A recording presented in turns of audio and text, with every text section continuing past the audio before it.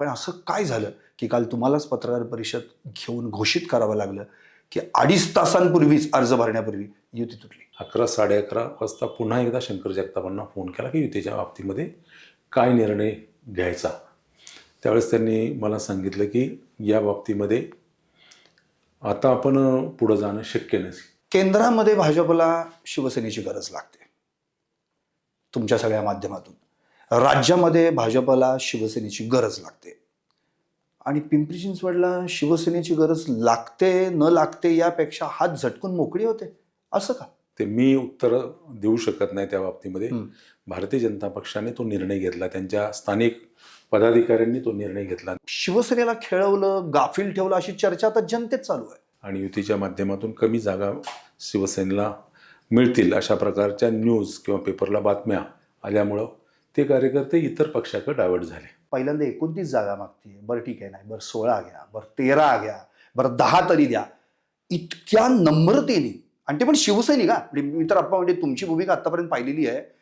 मला बाळासाहेबांचं वाक्य आठवतं आणि तुम्हाला तर मी सांगायची गरज नाही. याल तर तुमच्यासह, न याल तर तुमच्याशिवाय, बाळासाहेबांचे वाक्य उच्चारलं होतं. मग असा शिवसैनिक का गायावाया करतो आणि कशासाठी, कोणाच्या वळचणीला जायचं? आणि म्हणूनच शिवसैनिक जागा होऊन 2 तासामध्ये जवळपास 70च्या वर आम्ही अर्ज दाखल केले. याचा अर्थ गाफील ठेवलं ना. पण अप्पा, शिवसैनिकाचा प्रॉब्लेम काय? विश्वास ठेवायचा. म्हणजे असं झालं अप्पा, मुंबईत जो एक फ्लॅट आहे तिथे एकत्र राहू आणि इथं पिंपरीत आहे ना ते जरा वेगळं राहू. ज्याचा तो वैचारिक प्रश्न आहे हा या बाबतीमध्ये.